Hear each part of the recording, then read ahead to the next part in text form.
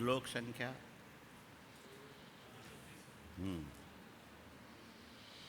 तामस अहंकार का विकार।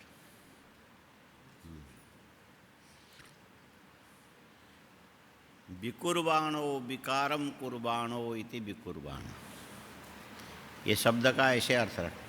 थोड़ा और आगे आ जाओ तुम, और तुम आगे एक आओ, एक पीछे रहो, थोड़ा और बस। विकुर्वाण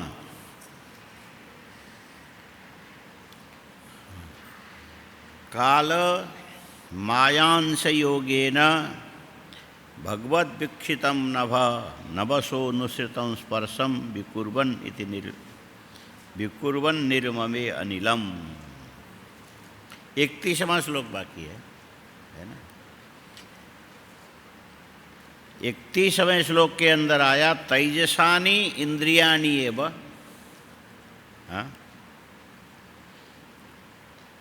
तैजसानि, इसमें संधि विच्छेद दूसरे ढंग से करना। तैजसात, ऐसा करके देखिए, तैजसात इंद्रियाणि एव, पंचमी करना। तैजसानि है ना, तो उसको अलग करेंगे तो तैजसात इंद्रियाणि है। नकार परे होने से ये जो त भी न हो जाएगा, परस वर्ण होके तैजसान इंद्रियाणि ऐसा बनेगा, है ना। हाँ, रजोगुण से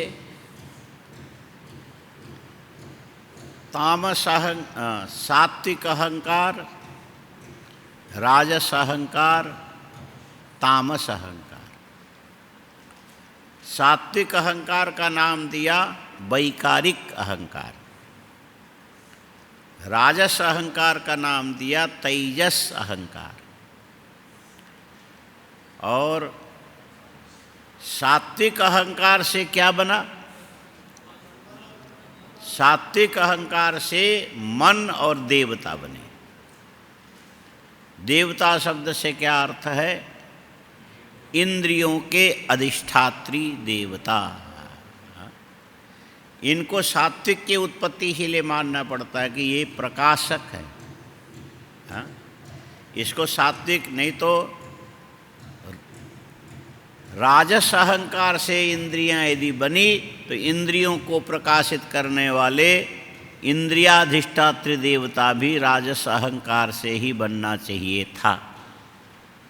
लेकिन इंद्रियों में और इंद्रियों के अधिष्ठात्री देवताओं में फर्क ये है कि देवता प्रकाशक है और इंद्रिया आयतन है।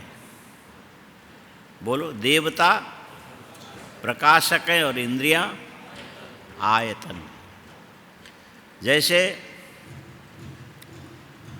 इमरजेंसी लाइट नहीं होती है, पहले चार्जर में लगा के रखते हैं, बैटरी चार्ज हो जाने पर, बिजली चले जाने पर तुम जलाते हो, तो उससे तुम्हें प्रकाश मिलता है। वहाँ दो विजातीय पदार्थ है। एक है भौतिक पदार्थ जो विद्युत शक्ति को अपने आप में एकत्र करके रखता है, और एक दूसरा प्रकाशन सामर्थ्य एक तत्व लगा रहता है जिसको बल्ब बोलते हैं ना। उस विद्युत शक्ति के द्वारा प्रज्वलित हो करके ये क्या करता है कि अंधकार का नाश करता है। तो अंधकार के नाश करने वाला जो प्रकाश तत्व है ये तेज तत्व है। हाँ, प्रकाश क्या है? तेज तत्व है। और ये जो विद्युत शक्ति को अपने आप में संग्रहित करके रखने का जो यंत्र है ये पार्थिव यंत्र है। क्या बोलना चाहिए इसको? पार्थिव माने पृथ्वी के द्वारा बनाया गया ये यंत्र है। दो चीज़ें एक साथ मिल करके अलग अलग प्रकार के काम करती। एक करती है विद्युत संग्रह का काम, दूसरे करते कि उस विद्युत का उपयोग करके आगे अंधकार के नाश करने वाले प्रकाश को उत्पन्न करने का काम। तो प्रकाश उत्पादक जो तत्व है तेज है, संग्राहक जो तत्व है पृथ्वी है ना। पृथ्वी तमोगुण के परिणाम है, और तेज प्रकाश जो तत्व है मिला करके देखा जाए तो प्रकाश जो तत्व है ये सात्विक माना जाएगा। प्रकाशक तत्व को सात्विक ही माना जाता, क्योंकि सत्वम प्रकाशकम ये लक्षण है। हाँ? सत्वगुण प्रकाश प्रदान करने वाला होता है, रजोगुण गति प्रदान करने वाला होता है, तमोगुण बल प्रदान करने वाला होता है। क्या लिखा? सत्वगुण प्रकाश देने वाला होता है, प्रकाशक। रजोगुण गति प्रदान करने वाला, प्रवृत्ति, गति प्रवृत्ति लगभग एक जैसा ही है ना। और तमोगुण बल प्रदान करने वाला होता है। हाँ, तमोगुण बल प्रदान करने वाला होता है। अच्छा, जो अनुवाद सिखाने वाले इस ढंग से वाक्य बोल करके विद्यार्थियों से उच्चारण कराते हैं। वो सूत्र है ना, कारक में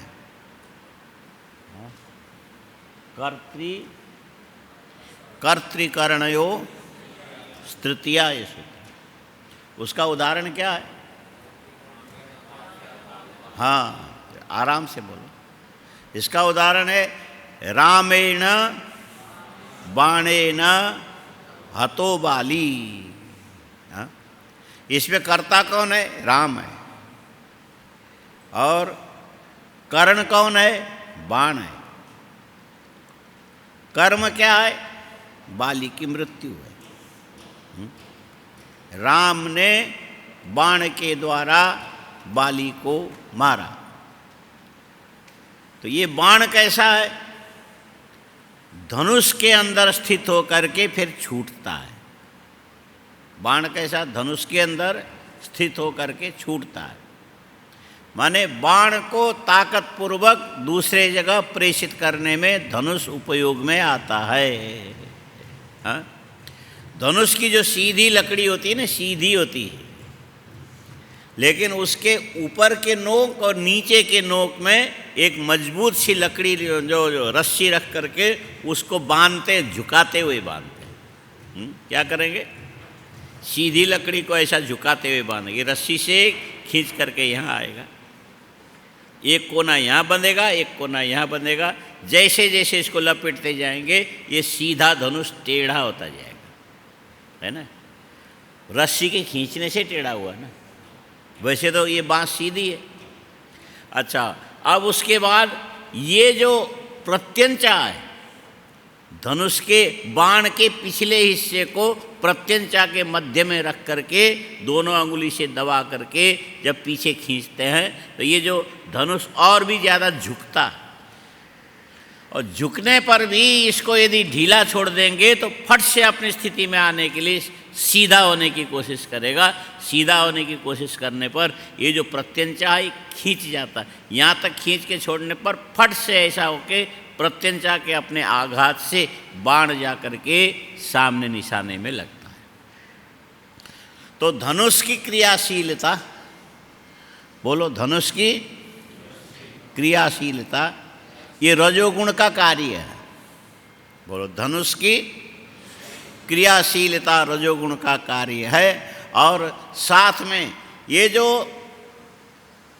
धनुष के टेढ़ा होकर के सीधा होने के लिए जो बल का काम करता है, ये उसकी बनावट, ये तमोगुण का काम है। बांस की लकड़ी, सींग की लकड़ी, पता नहीं इसमें बहुत सारे तकनीक जोड़े जाते हैं। हाँ, माने एक लकड़ी होगी, उसमें दूसरा जोड़ेंगे, उसमें और तीसरा जोड़ेंगे, ऐसा करके जहाँ मुट्ठी पकड़ी जाएगी वो मोटा होगा, बाकी पतले होते चले जाएंगे। जब खींचेंगे तो ये कोना भी झुकेगा, ये कोना भी झुकेगा, लेकिन जैसे छोड़ेंगे ये सीधा होने के लिए इसको प्रत्यंचा को जोर से खींचेगा अपनी ओर, उसी आघात में ये बाण जा करके सामने वाले पर बिद्ध होकर के उसको मार देता है। तो इसमें सत्वगुण का कार्य क्या है? तो बोले दृष्टि है। हाँ, सत्वगुण का कार्य क्या है?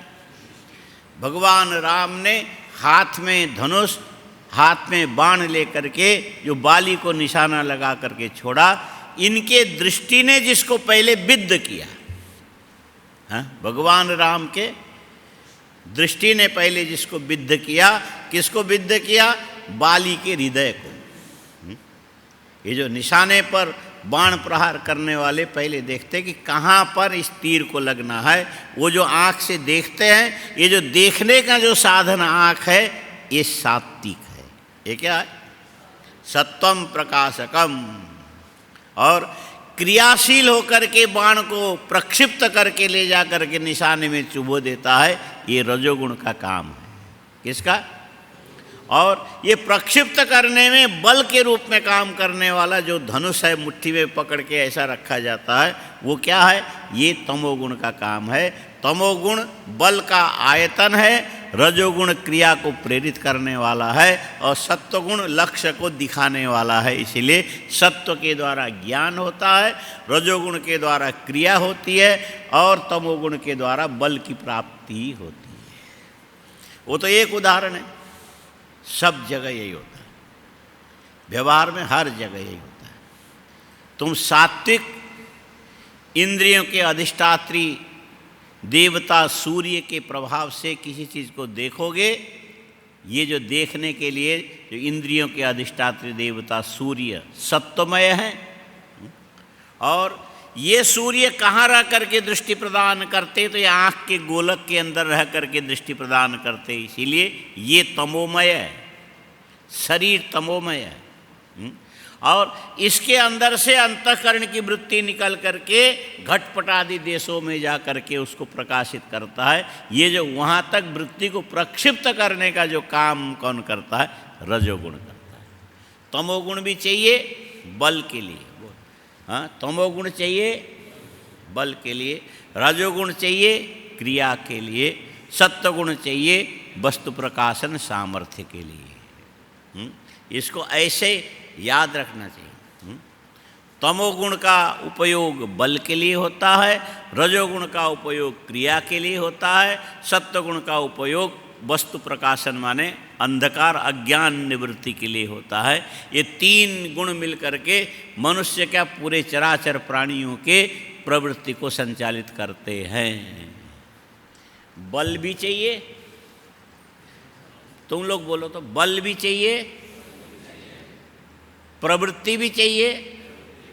प्रवृत्ति माने गति, प्रवृत्ति माने गति भी चाहिए, और साथ में अज्ञान को निवृत्त करने के लिए ज्ञान रूपी प्रकाश सामर्थ्य भी चाहिए।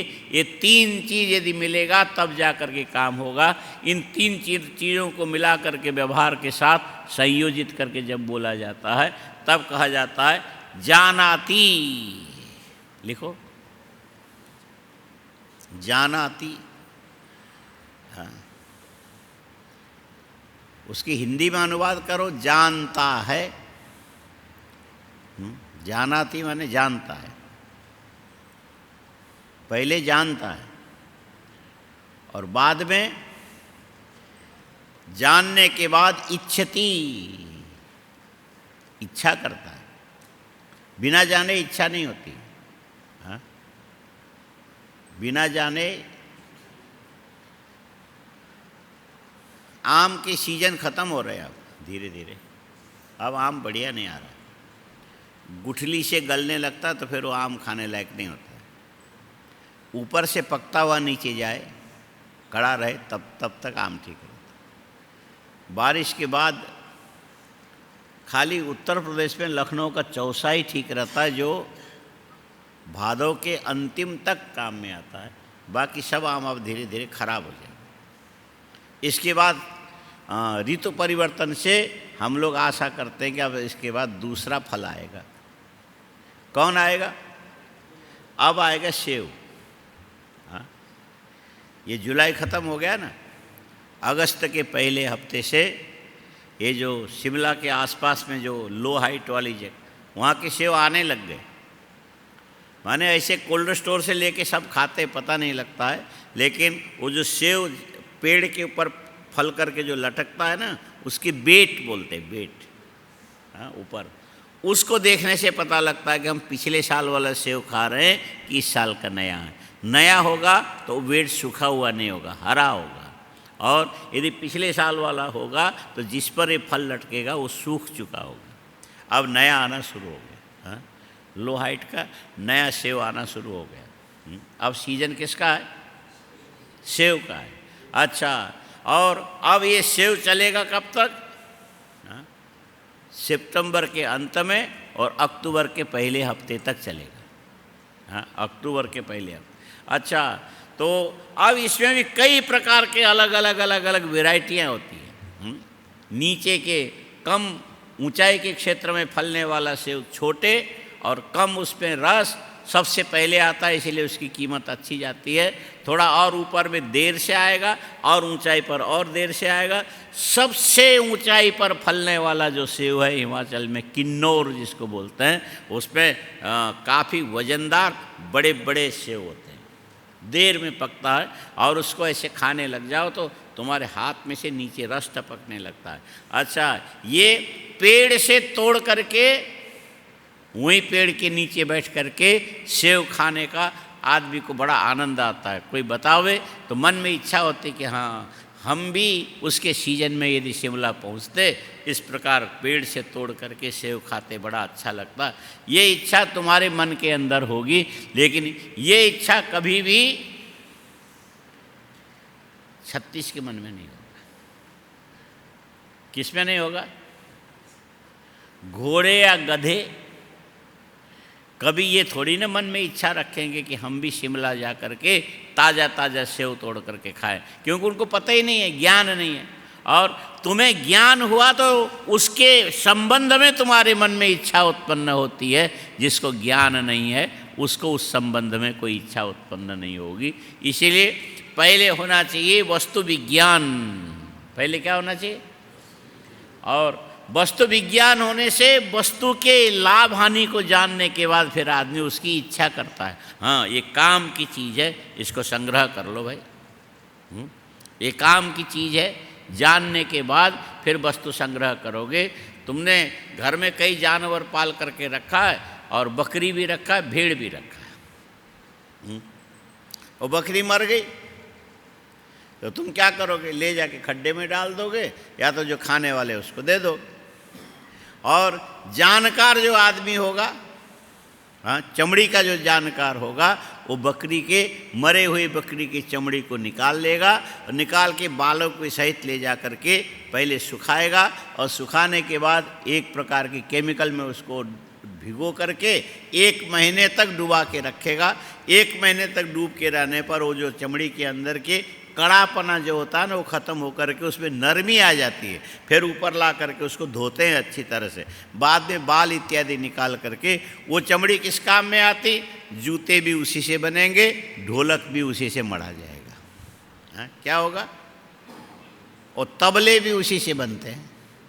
मरी हुई, हाँ, मरी हुई बोलो, बकरी के चमड़े से तबले और ढोलक मढ़े जाते हैं, और उसके बाद जब बजाया जाता तो बढ़िया। इसीलिए एक अध्यापक विद्यार्थियों को पढ़ाए जा रहे थे, और सामने वाला कुछ बोलता नहीं था, तो अध्यापक को गुस्सा आया, तुमसे तो मरी हुई वो बकरी अच्छी है, कम से कम तबले के ऊपर अपनी चमड़ी से मढ़ करके बजाने वाला कलाकार इतना बढ़िया आवाज़ निकालता है कि तुमसे बढ़िया बोलता है। तुम जिंदे हुए तो क्या हुए? हाँ, लोग बोलते हैं ना हिंदी में, ऊंचे हुए तो क्या हुए जैसे पेड़ खजूर, पंछी को छाया नहीं फल लागे अति दूर। तुम जिंदे हुए तो क्या हुए? जो अवसर के अनुकूल कोई वाणी बोल करके किसी को किसी वस्तु का ज्ञान नहीं करा सकते हो, तुम्हारी वाणी किसी काम की नहीं है। इस बात को बताने के लिए कहते, जिंदे तुमसे तो अच्छा है कि मरी हुई बकरी की चमड़ी, कम से कम ये जो तबला अथवा ढोलक बन करके सभा में सबका मनोरंजन तो करती है। तुम बेकार हो। ये बेकार हो का मतलब फेंकने के लिए नहीं बोल रहे, वो गुरुजी ऐसा बोल रहे हैं। क्यों बोल रहे हैं? तुम्हारे अंदर छिपी हुई योग्यता को बाहर प्रकट करने के लिए एक प्रकार से घर्षण कर रहे हैं। जैसे दो लकड़ी को आपस में रगड़ने से उसके अंदर से अग्नि प्रकट होती है, वैसे व्यक्ति के अंदर के अहम भाव को थोड़ा दबा करके अन्य ये मान अपमान की श्रृंखला के अंदर ला करके दबाव डालते हैं, तो व्यक्ति के अंदर की योग्यता बाहर निकल करके काम के योग्य अर्थ क्रियाकारित्व में आती। इसके लिए जो सिखाने वाले सरल थोड़ा कठोर शब्द का प्रयोग करते हैं। उसका मूल लक्ष्य क्या है? तुम्हारे अंदर की सूखी लकड़ी के अंदर के अग्नि को प्रकट करने के समान व्यक्ति के अंदर छिपी हुई योग्यता को बाहर व्यक्त करने के लिए ऐसे ऐसे हीन वस्तु की उपमा दे करके भी व्यक्ति के अंदर के ज्ञान को जगाया जाता है।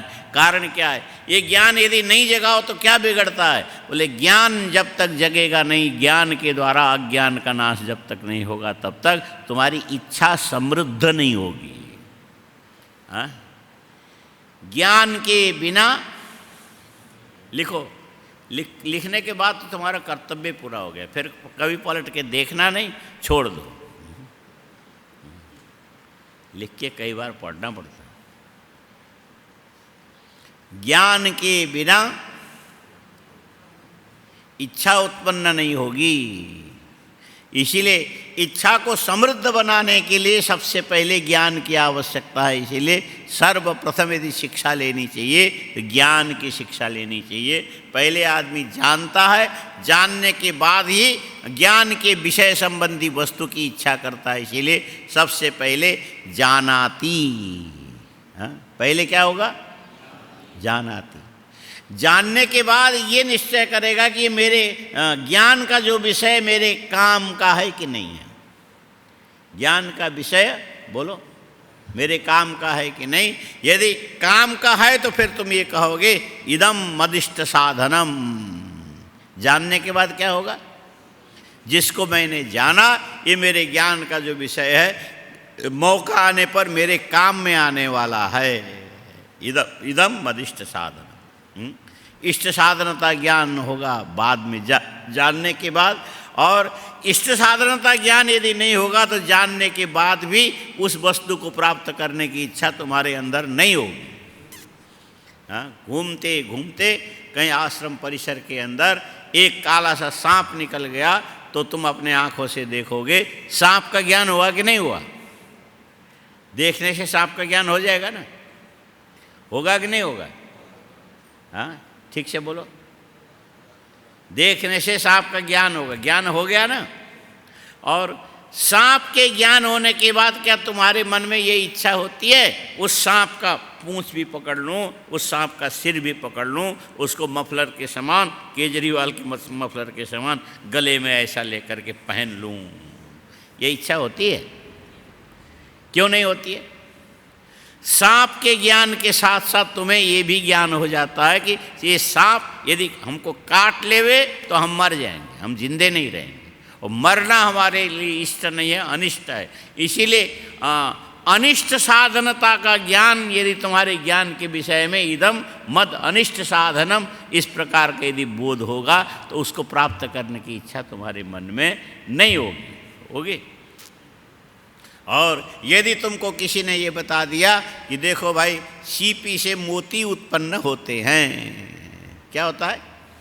सीपी के अंदर एक कीड़ा होता है, उस कीड़े के खुराक ऐसे होते हैं जिसके खाने से उसके पेट के अंदर मोती के दाने बन जाते हैं।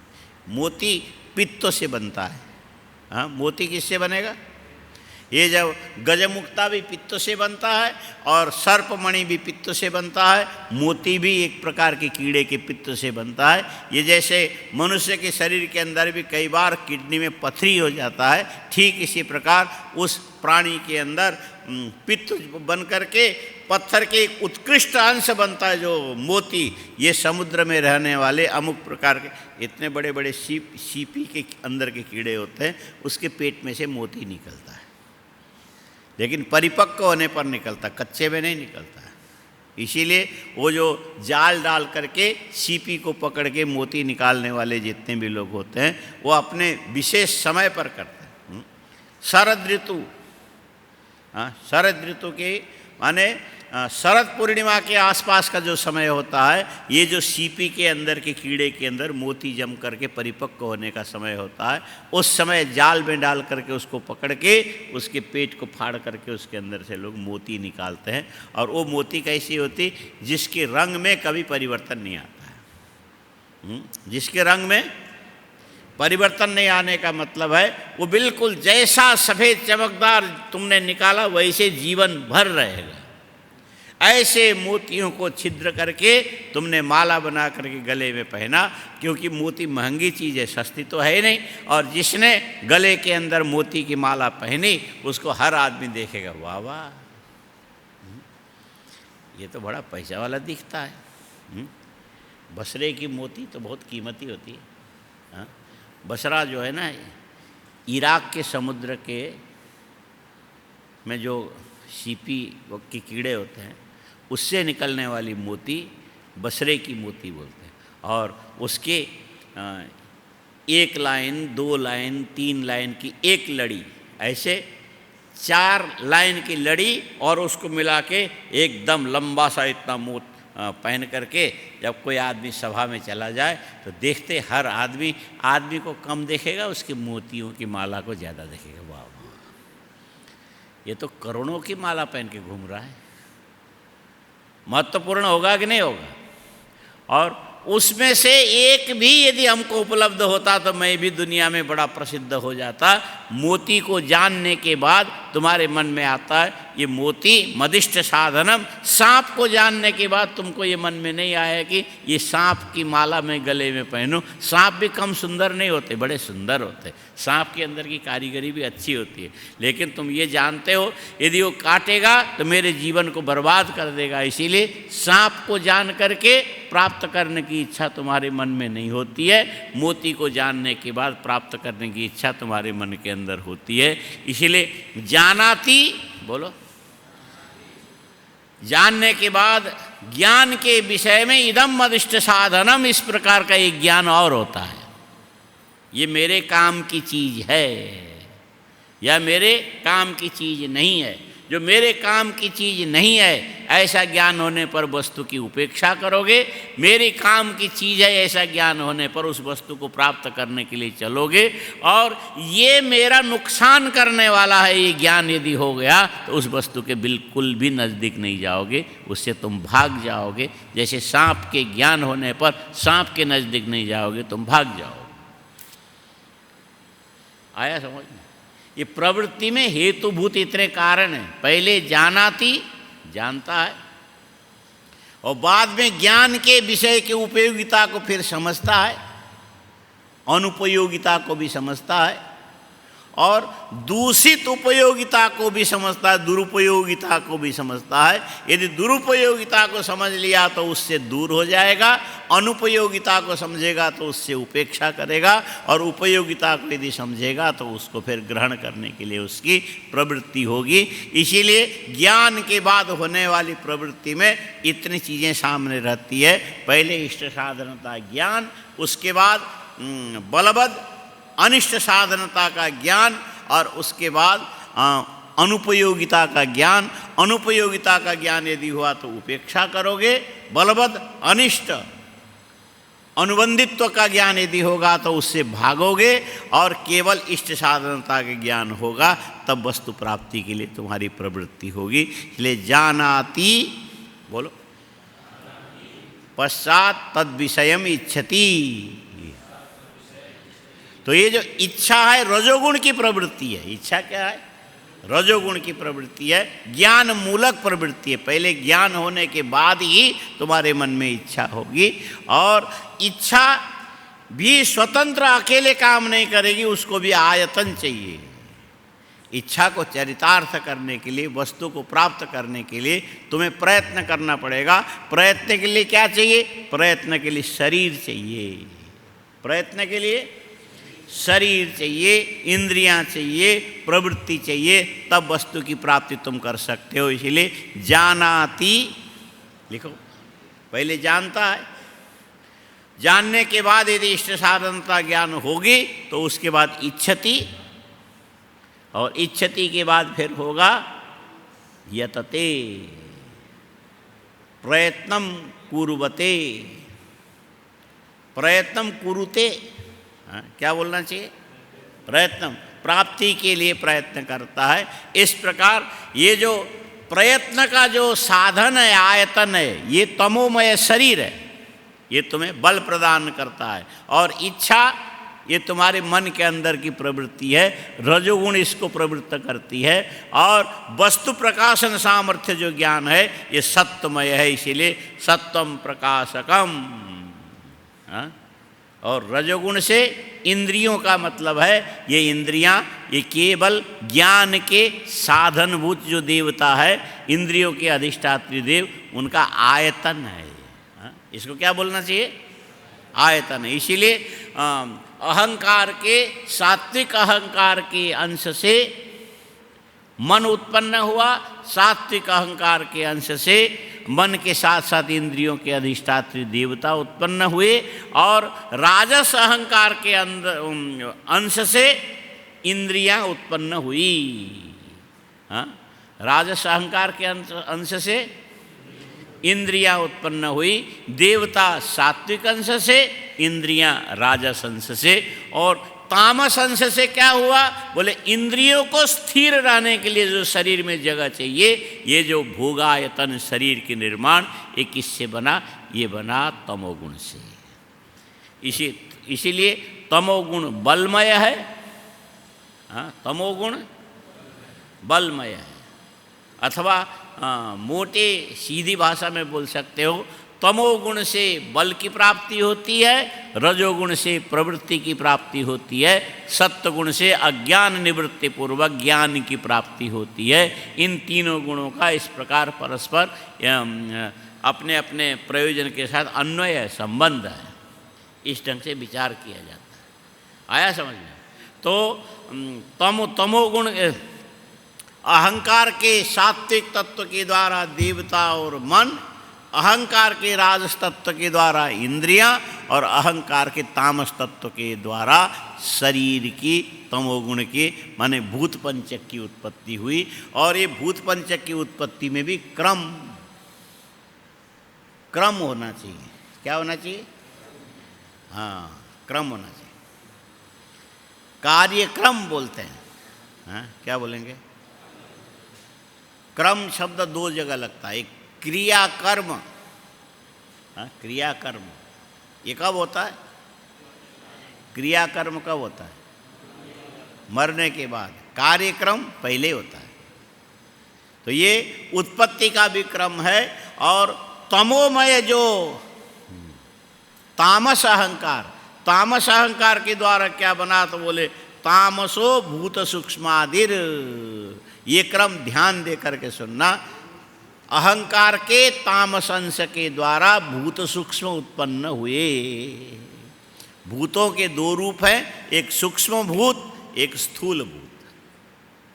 भूतों के दो रूप है, एक सूक्ष्म भूत और दूसरा स्थूल भूत। भूत शब्द का अर्थ भू धातु से बना है। ऐसे भूतो जातम, भूतम जातम संपन्नम उत्पन्नम इति भूतः। पहले नहीं था, बाद में हुआ, उसको भूत बोलते हैं। पहले नहीं था, बोलो पहले नहीं था, बाद में हुआ, इसीलिए उसको भूत बोलते हैं। फिर से बोलो, पहले नहीं था, बाद में हुआ, इसीलिए उसको भूत बोलते हैं। भूत बोलते हैं। एक पुराने लोग ऐसे कहानी सुनाते हैं, कहते हैं एक पंडित जी को ज्योतिष का बड़ा ज्ञान था, सटीक ज्ञान था। तो बाकी के विषय में वो बात नहीं करते थे, अपने विषय में देखते थे कि मैं कितने दिन जिंदा रहूँगा, कब से बीमारी शुरू होगी, कब मैं मरूँगा। तो उनको ये पक्का विश्वास था कि यदि मैं गंगा किनारे जाके मर जाऊं तो मेरी मुक्ति हो जाएगी, और यदि गंगा किनारे जाके नहीं मरा तो मैं प्रेत बनूंगा। हाँ, गंगा किनारे जाके नहीं मरा तो मैं प्रेत बनूंगा। और इतने अच्छे काम तो पंडित जी के थे नहीं, और मन में ये था कि अंत में गंगा किनारे जाके मरूं और मेरी मुक्ति हो जाए। तो उन्होंने देखा कि अब इतने दिन बचे हैं, और अपने सगे संबंधियों से बोल दिया तुम मुझे किसी भी तरह से गंगा किनारे पहुंचाओ, मेरी मृत्यु वहाँ होनी चाहिए। लेकिन पंडित जी को ये भी ज्ञान था कि मेरे जीवन के इतने सारे पाप कर्म है कि मैं मृत्यु तक गंगा किनारे शायद न पहुंच पाऊं। मरण इसी ढंग से, उससे पहले यदि मैं मर गया तो मैं प्रेत योनि में जाऊंगा, भयंकर भूत बन जाऊंगा। किसको ज्ञान था? और अपने सगे संबंधियों को बोला भैया किसी भी तरह से हमको गंगा किनारे पहुंचा दो। वो राजस्थान के पंडित जी उनको लेकर के उनके परिवार वाले गंगा किनारे के लिए चले। पहले गाड़ी उड़ी तो होती नहीं थी, पैदल चले। चलते चलते कहाँ पहुँचे? बोले हस्तिनापुर पहुँचे। हाँ, हस्तिनापुर गंगा किनारे ही है। हस्तिनापुर के नज़दीक पहुँचे, एक धर्मशाला में रात को रुके तो वहाँ पर उनके साथ में जाने वाले ने क्या देखा, पास में श्मशान था। हाँ, पास में श्मशान, और श्मशान में जा कर के देखा तो वहाँ बड़ा भारी फंक्शन चल रहा था, उत्सव चल रहा था। हाँ? बोले उत्सव किस बात को लेकर के? तो वहाँ सारे भूत इकट्ठे होकर के ढोलक बजा रहे थे, मजीरा बजा रहे थे, बीड़ा बजा रहे थे, नाच रहे थे, गा रहे थे, खा रहे थे। क्या बात थी? बोले उसमें एक भूतनी थी, भूतनी नई नई भूतनी बनी थी। हाँ? भूतनी भी नई और पुरानी होती है। हाँ? नई भूतनी बनी थी, और अब भूतों ने ये निश्चय किया कि कल इस नई भूतनी की शादी होने वाली है। हाँ? कल नई भूतनी की शादी होने वाली है, इसीलिए इसके खुशहाली में शादी के एक दिन पहले वो रखते हैं ना, क्या संगीत, क्या क्या रखते हैं? हाँ, कोई कार्यक्रम होता है, क्या होता है? हाँ, वो जो संगीत संध्या ऐसा कुछ होता है। तो वो जो श्मशान में भूतों के संगीत संध्या थी, उस पर एक पंडित जी पहुंच गए। तो देखा बड़ा जोर गाना बजाना खूब, इस लड़के की ये भूतनी की कल शादी होगी। बोले किससे होगी? ये जो राजस्थान से पंडित गंगा किनारे मरने के लिए जा रहा है, ये गंगा किनारे पहुंचेगा नहीं, पहले मर जाएगा, और ये भूत बनेगा, और उसी के साथ इस भूतनी की कल शादी होगी। उसके लिए खूब ढोलक बज रहे थे, नाचना गाना खूब बहुत बढ़िया चल रहा था। तो सोचिए इसका मतलब है ये पंडित तो भूत ही बनेंगे, उसी भूतनी से इनकी शादी होगी। जिसने वो देखा वो बेचारा सुबह उठ करके बोले जल्दी चलो यहाँ से, जल्दी चलो। लेकिन जिसको गंगा किनारे मरना था वो जल्दी करे ही नहीं। फिर भी सबके कहने से चलने लगे। रास्ते में पैदल चलते चलते हुआ क्या कि रास्ते में दो बड़े बड़े बैल आपस में लड़ते हुए आ गए। तो ये जो पंडित है उन दोनों बैलों के सींग के बीच में आ गए, और उनका सींग इनके पेट के अंदर घुस गया, और पंडित वहीं मर गए। गंगा किनारे पहुंचने से पहले मर गए। लोगों ने सोचा जो यही लिखा था, उन्होंने तो पहले बोला था यदि गंगा किनारे नहीं मरा तो मैं भूत बन जाऊंगा, और ये तो निश्चित भूत बन गए। चलो भाई जो भी हो, अब वापस जाते समय उसी धर्मशाला में रुकेंगे जहाँ पर हम लोग पहले आते समय रुके थे। इनके संस्कार वगैरह सब करके उस धर्मशाला में रुके। जिस आदमी ने वो भूतनी की शादी के फंक्शन पूर्व एक दिन पहले का फंक्शन देखा था, वो फिर स्मशान की ओर निकल गया। देखें आज क्या हो रहा है। वहाँ पर सारे भूत भूतनियाँ मिल कर के रो रहे थे, हाँ, शोक बना रहे थे, सिर पीट पीट के रो रहे थे। ले क्या हो गया, क्यों तुम लोग रो? बोले इस भूतनी की शादी होने वाली थी, वो पंडित मर कर के भूत बनने वाला था, उसके लिए हम लोग ने एक दिन पहले का फंक्शन भी कर लिया, खर्चा वर्चा भी सब, सारी चीज़ तो खर्चे की होती है। और वो पंडित मर तो गया लेकिन भूत नहीं बना। बोले क्यों नहीं बना? जो 2 बैल लड़ते हुए आए थे, एक बैल जो था वो अपने सींग से गंगा किनारे जा करके मिट्टी को उठा उठा के फेंकता था, और उसके सींग में गंगा की मिट्टी लगी हुई थी, और वही सींग आकर के पंडित के पेट में घुस गया। इसलिए मरते समय गंगा के मिट्टी उसको उपलब्ध होने से वो तो स्वर्ग चला गया, और ये भूतनी बेचारी रह गई। मैंने भूत बना होता तो शादी होती। समझ में आया कि नहीं आया? भूत यदि बना होता, पंडित पहले मर गया होता, और ये जो बैल के सींग में गंगा की मिट्टी नहीं लगी होती, तब तो ये भी भूत बन करके शादी के फंक्शन में पहुंच जाता। लेकिन वो गंगा की मिट्टी लगी हुई सींग से मर गया, इसीलिए पंडित तो मुक्त हो गए। आया समझ में? हाँ, लिखो, जानाति इच्छति यतते। पहले होगा ज्ञान, बाद में होगा ज्ञान के विषय में उपयोगिता का ज्ञान, और उसके बाद उसको प्राप्त होने के करने के लिए तुम यत्न करोगे। यत्न में क्या चाहिए? यत्न करने में, यत्न रजोगुण का कार्य है, लेकिन शरीर का आश्रय चाहिए। शरीर के आश्रय के बिना शरीर बल है, तो तमोगुण रूपी बल के द्वारा ही यत्न की सिद्धि होगी। तो यहाँ ये समझना, तामसो भूत सूक्ष्मादिर यत खम लिंगमात्मना। तामस अहंकार के द्वारा, बोलो, तामस अहंकार के द्वारा सबसे पहले क्या बना? बोले सबसे पहले शब्द तन्मात्रा बना। हाँ, सबसे पहले शब्द तन्मात्रा। शब्द तन्मात्रा का मतलब आकाश भूत है, आकाश स्थूल भूत है। आकाश कैसा है? स्थूल भूत। जब प्रलय काल में ये आकाश लय की ओर जाने लगेगा, तो ये आकाश केवल एक शब्द में जाके लीन हो जाएगा। वो शब्द कौन होगा? वो शब्द होगा ओंकार प्रणव। समग्र आकाश किस में लीन होगा? ओंकार प्रणव में लीन होगा। और प्रकट होते समय भी पहले ओंकार प्रणव उत्पन्न होगा तामस अहंकार के द्वारा। उत्पत्ति काल में भी परमात्मा के द्वारा महान ओंकार प्रणव का उच्चारण होगा। उस प्रणव के उच्चारण के ये भूत सूक्ष्म है। ये कैसा है? उसमें से स्थूल भूत क्या है? तो बोले आकाश। जहाँ तक ये प्रणव की ध्वनि फैली, परमात्मा के द्वारा उच्चरित प्रणव की ध्वनि फैली, और उस ध्वनि ने जो जगह बनाई, वो जगह जो बनी उसी का नाम अवकाश है, उसी का नाम आकाश है। ये स्थूल आकाश है, पहले ओंकार, ये सूक्ष्म आकाश है। शब्द जो तन्मात्रा है, आकाश के नष्ट होने पर ओंकार में जाकर के आकाश विलीन हो जाएगा, और आकाश की उत्पत्ति से पहले शब्द तन्मात्रा उत्पन्न होगा तामस अहंकार के द्वारा, और उस शब्द तन्मात्रा के द्वारा आगे चल करके स्थूल आकाश की उत्पत्ति होगी।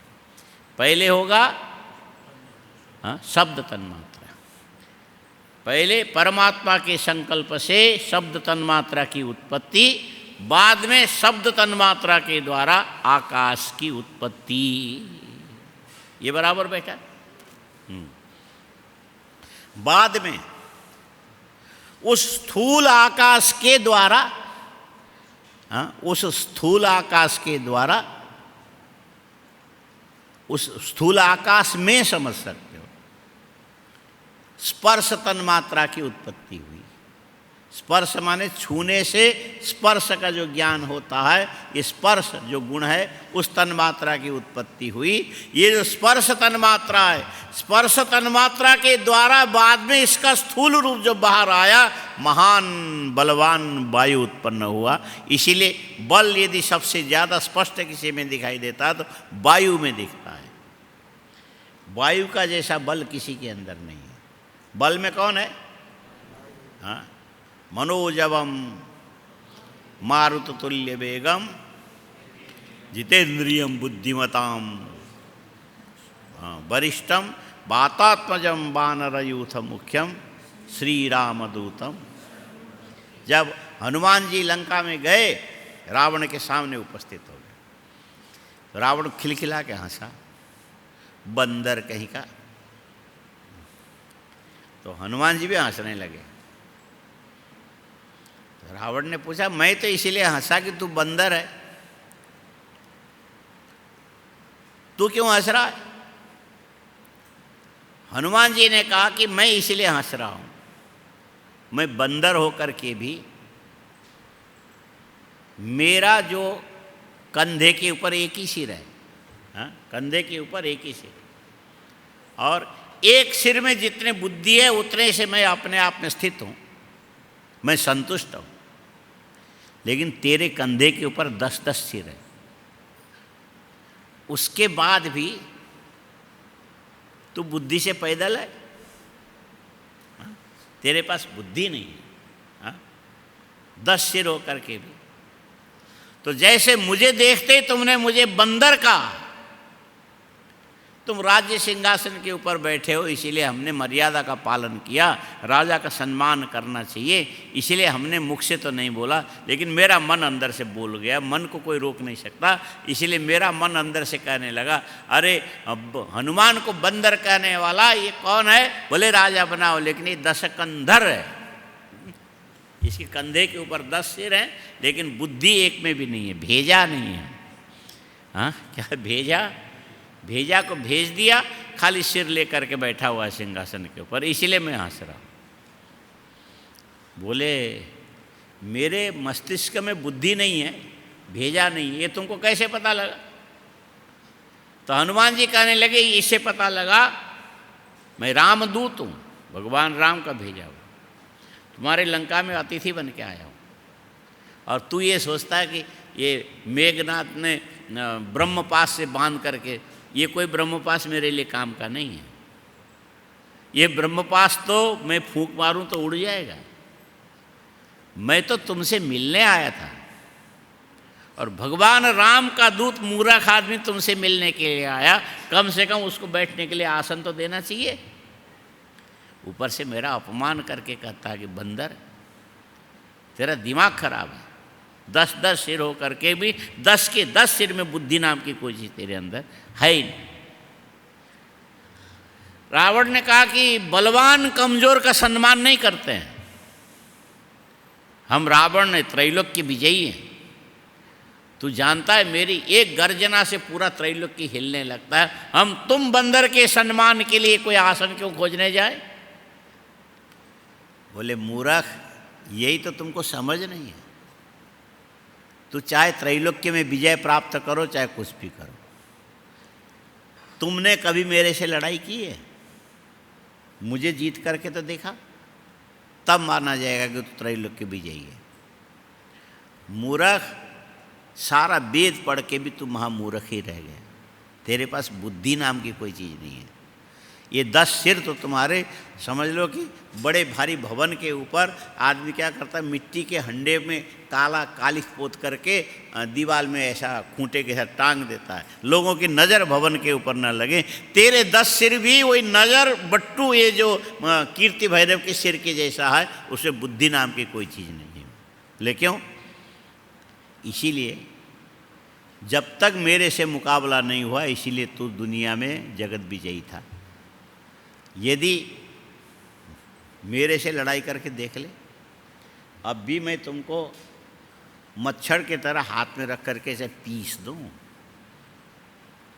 रावण हंसने लगा, धमका रहा है, हाँ? गीदड़ भभकी दिखा रहा है, पीस सकता है तो पीस ले। हनुमान जी दांत ऐसा कर तो सकता हूँ, पर क्या करूँ, क्या क्या परेशानी है, ये ब्रह्मोपास से बंधा, ये रहने दे, ब्रह्मोपास में कोई दम नहीं है, ये तो ये देख ले मैं अभी इसमें से कैसे निकलता। हनुमान जी छोटे बन गए और जो ब्रह्मोपास था नीचे धड़ाम से गिर गया और वो निकल के बाहर खड़े हो गए। ये तेरा ब्रह्मोपास देख ले, ये मेरे काम का नहीं है, लेकिन इतना समझ ले मैं वायुपुत्र हूँ। हनुमान जी ने क्या कहा, मैं वायुपुत्र हूँ। और पूरी दुनिया में बल नाम की जो चीज़ है वायु में होती है। किसमें? वायु में होती है। इसीलिए कितने 40 टन वजन, 70 टन वजन, 100 टन वजन लेकर के ट्रक जो सड़क में चलते हैं, हाईवे के अंदर चलते हैं, उनका वजन उठाने वाला असली कौन है? वो जो टायर के अंदर भरा हुआ हवा। 16 टायर, 22 टायर, कितने टायर के जो गाड़ियाँ होती है वो इतने वजन को उठा सकती है। वायु में इतनी ताकत है, यदि चारों ओर से रुकावट बराबर यदि हो गया, वायु कितना भी वजन पड़ने से उसको सहन कर सकता है। वायु ही संसार का बल है। बोलो, वायु क्या है? संसार का बल है। इसीलिए कोई भी बलवान आदमी जब कोई बल युक्त काम करने लगता है तो श्वास को लेकर के रोक करके फिर काम करता है। हाँ, क्या करता है? श्वास को खींच करके रोक करके उसके बाद काम करता है। तो श्वास के बल से बड़े बड़े काम किए जा सकते। इसीलिए सृष्टि के आदिकाल में ये जो अहंकार के तामस अंश के द्वारा पहले शब्द तन्मात्रा बना, शब्द तन्मात्रा से आकाश बना, उस आकाश के अंदर महान पूरे संसार का बल रूप वायु का जो गुण है स्पर्श तन्मात्रा बना। उस वायु के गुण स्पर्श तन्मात्रा के द्वारा इस आकाश के अंदर वायु तत्व विचरण करने लगा। बस ये सृष्टि के उत्पत्ति क्रम। पहले शब्द, पहले क्या? ओंकार शब्द, उसके बाद आकाश, आकाश के बाद स्पर्श तन्मात्रा, स्पर्श तन्मात्रा के बाद उस स्पर्श तन्मात्रा में जो स्थूलता आई, महान बलशाली वायु बन गया। ठीक।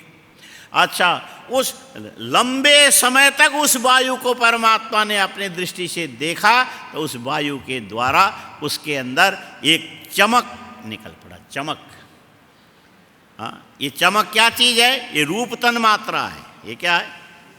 रूप तन्मात्रा है। और ये जो रूप तन्मात्रा है पूरे विश्व का सौंदर्य है। ये क्या है?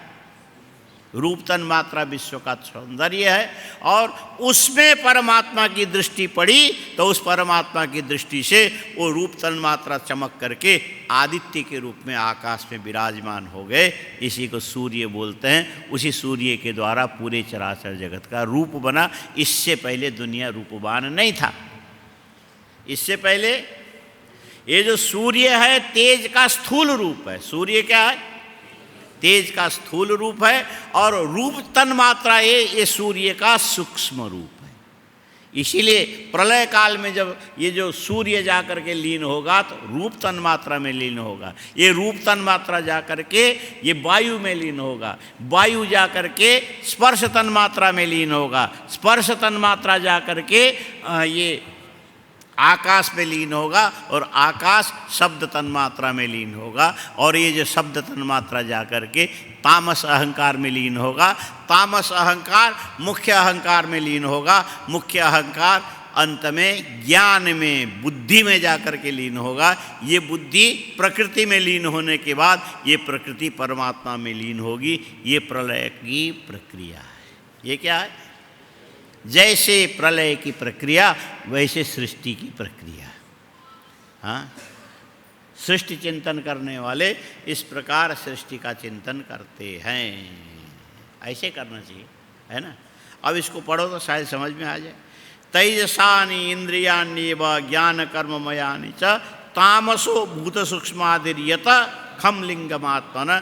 ये आकाश कैसा है? खम आकाशम कीदृशम आत्मनः लिंगम लीनम। लिखो, लीनम अर्थम गमयति इति लिंगम। लीनम अर्थम गमयति इति लिंगम। छिपे हुए अर्थ का बोध कराने वाला। माने कौन से छिपे हुए अर्थ? आत्मा का जो ज्ञान है ना, सबको नहीं होता है। आत्मा का ज्ञान कौन करा सकता है?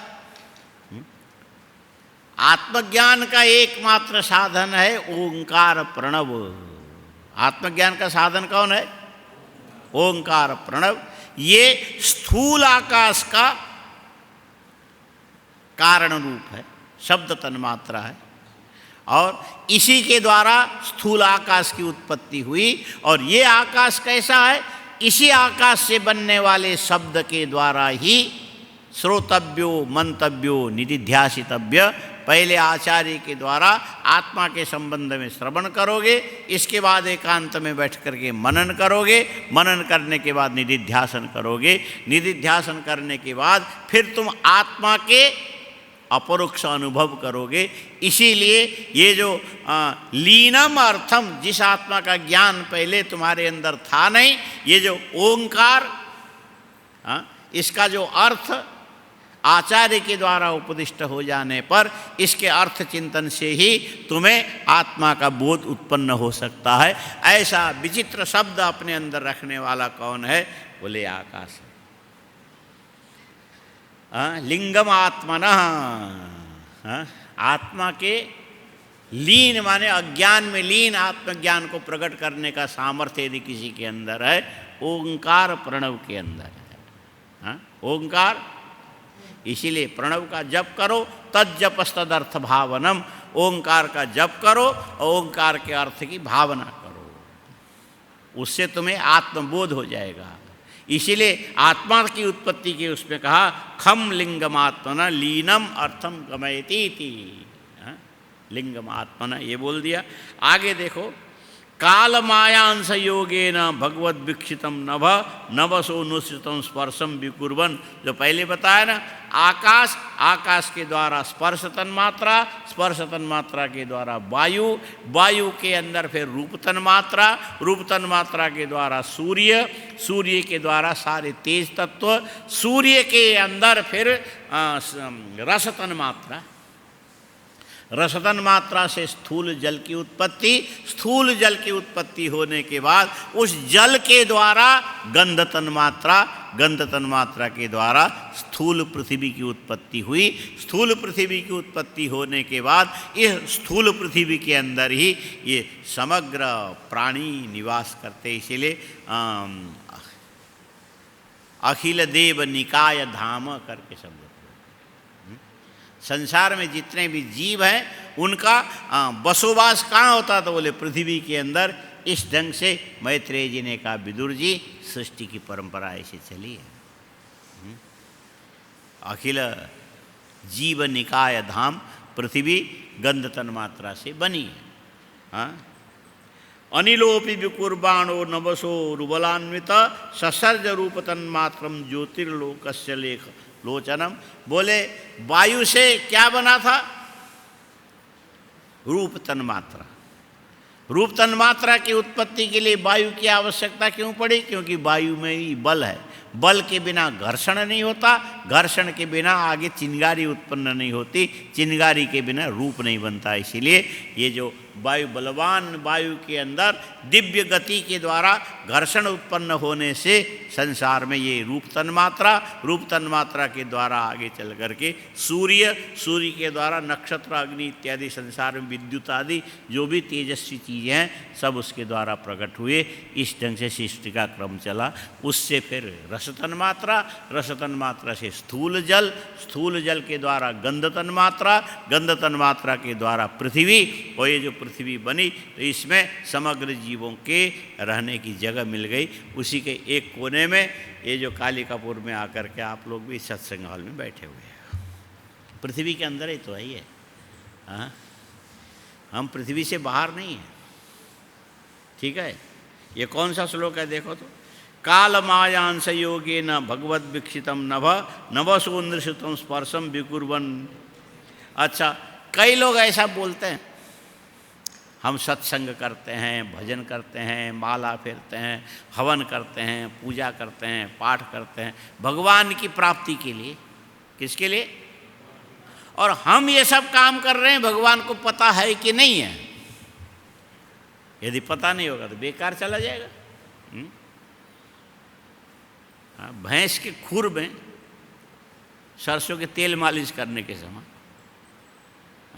सींग और खुर में सरसों का तेल मालिश करोगे तो कुछ पता ही नहीं लगेगा, क्योंकि वहाँ पर चेतना का अंश कम और जड़ अंश ज़्यादा होता है। खुर कड़ा होता है ना, सींग भी कड़ा होता है। और भैंस के पीठ में यदि सरसों का तेल लगा के मालिश करोगे तो भैंस खुश हो गए करेगी।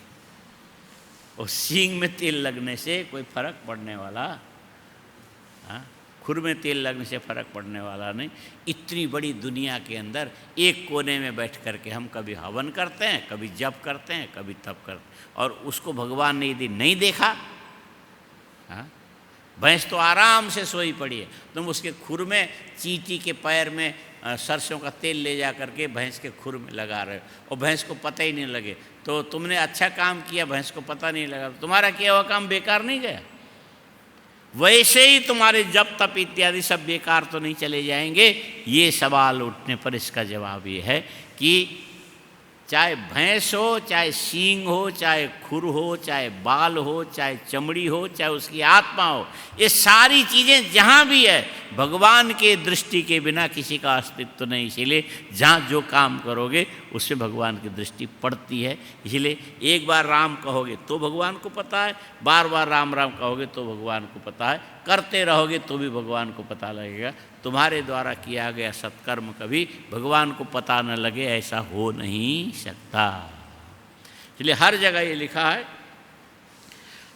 नवसो रुबलान्वित ससर्ज काल मायांस योगे न भगवद वीक्षितम। हर जगह ये रखा कि भगवान के दृष्टि के बिना सृष्टि का विकास नहीं हो सकता। ये शब्द लिखो, भगवान के दृष्टि के बिना सृष्टि का विकास नहीं हो सकता। उस सृष्टि के अंदर यदि तुम सत्कर्म करते हो तो तुम्हारे द्वारा किया गया सत्कर्म को भगवान ने नहीं देखा, ऐसा नहीं कहा जा सकता। इसीलिए ये भागवत के एक एक श्लोक मेहनत करके थोड़ा सा पढ़ोगे तो भगवान को भी पता लगेगा कि इस बेटे ने अच्छा पढ़ा, इसीलिए इसको बुद्धिमान तो कम से कम बना ही देते हैं। और कुछ न भी हो, बुद्धिमान तो बना ही देते। भगवान की दृष्टि तुम्हारे सत्कर्म में भी पड़ती है, भगवान की दृष्टि तुम्हारे दुष्कर्म में भी पड़ती है। दुष्कर्म करने पर भी भगवान देखता है उसको, उसका फल तुम्हें देता है, दुख देता है। और सत्कर्म करने पर भी उसको भगवान देखता है, उसका सत्फल तुम्हें प्रदान करता है। इसीलिए भगवान नहीं देखता ऐसा कभी मत सोचना, जितना भी करोगे उसको भगवान जरूर देखते हैं। ठीक है, आज इतना ही रहने दो। ये हो गया 32वां श्लोक हो गया। अनिलोपि विकुर्बाणो नवसो रुबलान्वित ससर्ज रूप तन्मात्रम ज्योतिष लोकस्य लोचनम। 34वें श्लोक में अनिलेनान्वितम ज्योतिर्कुर्वन् कुर्वत पर वीक्षित, ये परमात्मा वीक्षित माने देखना। और आघनाम्भो आघत्ताम्भो रसमयम कालमायांस योगत ज्योतिषाम्भो नुसंसृष्टम विकुर्वद ब्रह्म वीक्षितम महीगंध गुणामाद आधात कालमायांस योगत भूतानाम नभादीनाम यद यद भव्यावरावरम तेषां परानुसंसर्गात यथा संख्यम गुणान विदु। ये 2-3 श्लोक थोड़ा और विचार करने लायक है। इसको फिर कल करेंगे, अभी तो हवन में जाओगे ना, इसलिए उठकर तुम लोग निकल जाओ। ओम पूर्णमदः पूर्णमिदं पूर्णात् पूर्णमुदच्यते पूर्णस्य पूर्णमादाय पूर्णमेवावशिष्यते। ओम शांति शांति शांति। शंकरं शंकराचार्यं केशवं बादरायणं सूत्रभाष्यकृतौ वन्दे भगवन्तौ पुनः पुनः ईश्वरो गुरुरात्मेति मूर्तिभेदविभागिने व्योमवद्व्याप्तदेहाय दक्षिणामूर्तये नमः। ओम शांति शांति शांति। ओम नमः पार्वती।